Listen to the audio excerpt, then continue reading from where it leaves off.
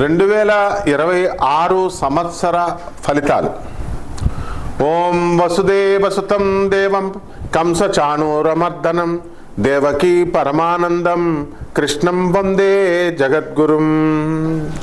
జగద్గురు అయినటువంటి శ్రీకృష్ణ పరమాత్మల వారికి, అలాగే కృష్ణం వందే జగద్గురుం, అర్జునం వందే జగదేక వీరం, జగదేక వీరులైనటువంటి అర్జునుల వారికి, రాధాకృష్ణులకి మనం నమస్కరిస్తూ, మనం సంపూర్ణంగా ఈ 2026 సంవత్సరంలో మనకు జరిగేటటువంటి మంచి చెడులు, ఆదాయ వ్యయాలు, ఇలా అంతా కూడా జనవరి 2026 సంవత్సరం నుంచి డిసెంబర్ 2026 సంవత్సరం వరకే ఫలితాలని మనం చెప్పుకుందాం. మొట్టమొదటిగా మనం గ్రహస్థితిని కనుక చూసినట్లయితే, గురుగ్రహము ఈ సంవత్సరం అంతా కూడా మనకి మే 14వ తేదీ వరకు మనకి మిథున కర్కాటక రాశుల సంచారం చేస్తూ ఉంటుంది. అక్టోబర్ 18 నుంచి డిసెంబర్ 5వ తేదీ వరకు 2025 సంవత్సరంలో కర్కాటక రాశిలో సంచరించినటువంటి గురుడు ఆయన మళ్ళీ తిరిగి మిథున రాశిలోకి వెళ్ళిపోతాడు. మళ్ళీ మే 14, 2026 సంవత్సరం తర్వాత మిథున రాశిలో ఉన్నటువంటి గురుడు సంపూర్ణంగా మనకి కర్కాటక రాశిలోకి వచ్చేస్తాడు. ఇది మొట్టమొదట మార్పు. రెండవ మార్పు శనిగ్రహము.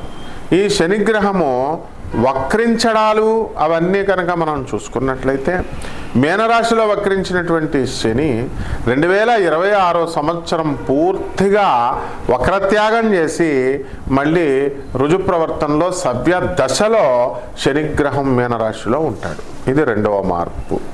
ఇక మూడవ మార్పు, కుంభరాశిలో ఉన్నటువంటి ఈ యొక్క రాహుగ్రహము మే 29వ తేదీన మనకేం జరుగుతుందండి, 2026 సంవత్సరంలో ఇది కుంభరాశి నుంచి మనకి మకర రాశి సంచారం చేయడం జరుగుతుంది. ఇది మూడవ మార్పు. నాలుగవ మార్పు, కేతుగ్రహం కూడా అదే సమయంలో మే నెలాఖరికల్లా 2026 సంవత్సరం నుంచి మనకి సింహరాశిలో ఉన్నటువంటిది కర్కాటక రాశిలోకి వస్తుంది. ఇది మేజర్ ప్లానెట్స్ చేసేటటువంటి మార్పులు. ఇక చిన్న గ్రహాల సంగతి మనకు తెలిసిందే.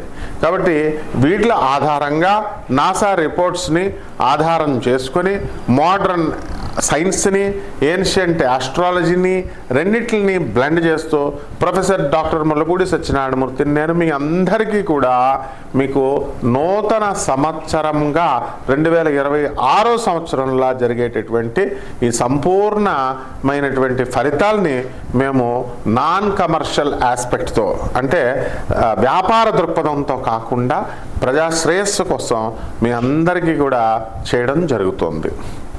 కాబట్టి మనందరం కూడా మనకి ఇప్పుడు భక్తి దేవాలయ గ్రూప్స్ ఇవన్నీ కూడా, మరి దాని ఎండి గారు అయినటువంటి మన సిఇఓ అయినటువంటి కీర్తనదేవరాయ గారు, అలాగే గాంధీ గారు, వీళ్ళందరూ కూడా మీ అందరికీ కూడా, ప్రజలందరికీ కూడా కమర్షియల్ వేతో కాకుండా నాన్ కమర్షియల్ వేతో అందరూ తెలుసుకోవాలనేటటువంటి సదుద్దేశంతో మేము చేసేటటువంటి ఈ ప్రయత్నంలో ఏమైనా లోపాలుంటే మమ్మల్ని సవరించమని, క్షమించమని, ప్రేమతో మమ్మల్ని ఆశీర్వదించమని, లైక్ చేయండి, సబ్స్క్రైబ్ చేయండి, షేర్ చేయండి.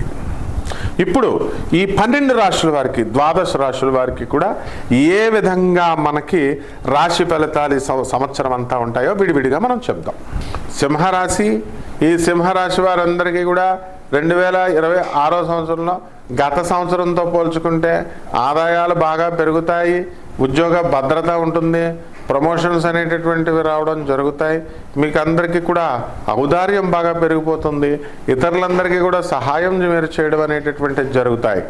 అలాగే విదేశాలలో ఉన్నటువంటి వాళ్ళకి మీరు చాలా కష్టపడతారు. ఏముందండి విదేశాల్లో అస్తమానం కార్లు వేసుకొని తిరగడం, ప్రయాణాలు, అలసట.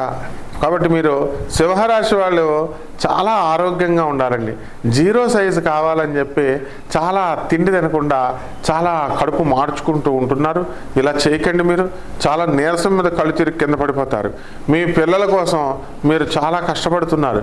స్కూళ్ళల్లో దింపాలని ఫారెన్లో మరి అటు ఇటు తిరగడంతో పిల్లల సంగతి దేవుడెరుగు, ముందు మీ ఆరోగ్యానికి మీకు ప్రాబ్లం అవడానికి అవకాశాలు ఉంటాయి. వయసు పెరిగే కొద్దీ మీకు మీ పిల్లలు ఎలాగైనా రికవర్ అవుతారు, కానీ మీ ఆరోగ్యం జాగ్రత్తగా చూసుకోండి. ఆదాయాలు బ్రహ్మాండంగా పెరుగుతాయి. మీ భర్తలు ఉద్యోగాలు రాజీనామాలు చేసేయడానికి అవకాశాలు ఉన్నాయి. కొత్తగా వ్యాపారాలు స్టార్ట్ చేయాలనేటటువంటి సంకల్పాలు, అవకాశాలు కనబడుతున్నాయి. అలాగే దేశ విదేశాలలో మీరు తిరగడానికి అవకాశాలు ఉన్నాయి. మరి ఏమైనా సరే మనము దైవక్షేత్రాలు చూడాలి, దేవుడికి మనం పెరగాలి అనేసి మీకు మనసులో ఉంటుంది. కోపం చాలా అధికంగా ఉంటుంది. జన్మంలో ఉన్నటువంటి కేతుగ్రహ ప్రభావం వలన మీరు తిరగని పుణ్యక్షేత్రం ఉండదు, తిరగని హోటల్ ఉండదు, తినని తిండి ఉండదు అన్న విధంగా మీరంతా కూడా చక్కగా ముందుకు వెళ్ళిపోతారు. మరి ఈ రాశి వారు కొత్త కొత్త వ్యాపారాలు స్టార్ట్ చేస్తారు. కొత్త కొత్త స్నేహాలు అనేటటువంటివి మీకు లభించడం జరుగుతుంది. మరి ఎంత మంది వచ్చినా ఎంత జరిగినా కూడా మనకు ఓల్డ్ ఈజ్ గోల్డ్ అనేటటువంటి ప్రిన్సిపల్ని మీరు దృష్టిలో పెట్టుకుని మీరు చక్కగా ముందుకెళ్తారు. మీ అమ్మ నాన్నల్ని చూసుకున్నామనేటటువంటి సంతృప్తి మీ అందరికీ కూడా చాలా సంతోషాన్ని ఇస్తుంది. మరి ఈ రాశి వారంతా కూడా మనకి ఈ సింహరాశి వాళ్ళు మరి వితండ వాదాలు చేస్తారు. మే 29, 2026 సంవత్సరం వరకు వితండవాదాలు చేస్తారు. ఆ తర్వాత వాదాలు మానేసి బ్రహ్మాండంగా శత్రువుల్ని తరిమి కొడతారన్నమాట. ఈ విధంగా ఈ యొక్క సింహరాశి వారికి అష్టమంలో ఉన్నటువంటి శనిగ్రహ ప్రభావం వలన పనులన్నీ కూడా లేటుగా అవడానికి అవకాశాలు ఉంటాయి. మీ ఆరోగ్యం చెక్కు చెదరదు, ఆయుర్దాయం చెక్కు చెదరదు. ఇక ఏ పరిహారాలు చేసుకుందామో మనం ఈ వీడియోలో చెప్పుకుందాం. ఈ రాశి వారంతా కూడా మంచిగా కొన్ని పరిహారాలు చేసుకోవాలి. మొట్టమొదటిగా రావి చెట్టుని ఇంట్లో కుండీలో పెట్టుకోండి. రావి చెట్టుకు పూజ చేసుకోండి.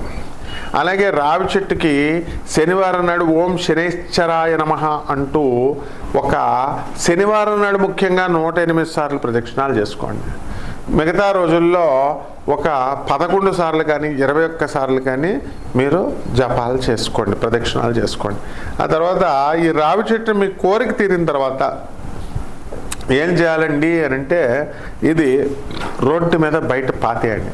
అలా వదిలేయకుండా నీళ్లు వేసి దాన్ని పెంచండి. ఇది దినదిన ప్రవర్ధమానం అవుతూ ఉంటే మీ జాతకం బ్రహ్మాండంగా ముందుకు వెళ్తూ ఉంటుంది. ఇది మొదటి పాయింట్. రెండో పాయింట్ ఏంటంటే, ఏలినాటి శని కొంతమందికి బాధ పెడుతుంది, కొంతమందికి అర్ధాష్టమ శని ఉంది, కొంతమందికి అర్ధాష్టమ శని ఉంది. కొన్ని గ్రహాలు మీ వ్యక్తిగత జాతకాలను చూసి చెప్పాలా. మరి ఆ వాటిల్లో మీకు ఇన్ జనరల్గా చెప్పేది ఏంటంటే, మనకి శని జపం చేసుకోండి, శని స్తోత్రాలు చదవండి, శనికి కిలోంపావు నల్ల నువ్వులని నల్లని వస్త్రాలను ఇచ్చి పేద బ్రాహ్మణులకి శనివారం నాడు ఉదయం 8 గంటలకి దానం చేసుకోండి. అలాగే మూడో పాయింట్ ఏంటంటే, దశమహావిద్యల్లో ఒకటైనటువంటి మహాకాళి అమ్మవారి యొక్క మంత్రానుష్ఠానం చేసుకోండి, మంత్ర జపం చేసుకోండి. మరి ధర్మంగా మీరు వెళ్ళినట్లయితే చక్కగా మీకు మంచి జరుగుతుంది. ఇక నాలుగో పాయింట్ ఏంటంటే, అనాథలకి, సాధువులకి, తర్వాత వికలాంగులకి, పేదవారికి వాళ్ళని నిర్లక్ష్యం చేయకుండా వీళ్ళందరికీ కూడా మంచిగా చేసుకుంటే బ్రహ్మాండంగా ఉంటుంది. ఇక దక్షిణముఖంగా రాగి చెంబును తీసుకొని దాని నిండా నీళ్లు పెట్టుకొని దక్షిణముఖంగా తల పెట్టుకొని పడుకుంటూ ఆ దక్షిణ దిక్కులో ఈ రావి చెంబు నీళ్ళని పెట్టుకోండి. మర్నాడు నిద్ర లేవండి, ఆ నీళ్లు తాగండి, బ్రహ్మాండంగా మీకు సరిపోతుంది. అలాగే ఆఖరుగా మీరు మహాలక్ష్మి అమ్మవారికి మనం శుక్రవారం కదంబ పుష్పంతో కానీ, లేదా కలవ పువ్వుతో కానీ, లేదా తామర పువ్వుతో కానీ అష్టోత్తర శతనామ పూజ అనేటటువంటిది ఒక పుష్పాన్ని జపించి, లేదా 11 సార్లు ఓం మహాలక్ష్మి నమః అంటే అనేటటువంటి మంత్రంతో మీరు జపం చేసుకోండి, అమ్మవారికి పూజ చేసుకోండి, సరిపోతుంది. మరి గుర్తుంచుకోండి, కేవలం పసుపు కుంకాలు వేసేసి మనం ధర్మకార్యాలు చేయకుండా పూజ చేసేస్తే సరిపోయింది అని అనుకోవద్దు. మనం పేదవాళ్ళ పట్ల ఎప్పుడూ కూడా కరుణ కలిగి ఉండాలి. వికలాంగుల పట్ల, సాధువుల పట్ల, అనాథల పట్ల మనం చూపించేటటువంటి ఆదరణ చేసినప్పుడు మాత్రమే ఈ రెమెడీస్ అనేటటువంటివి ఫలిస్తాయి. శుభమస్తు.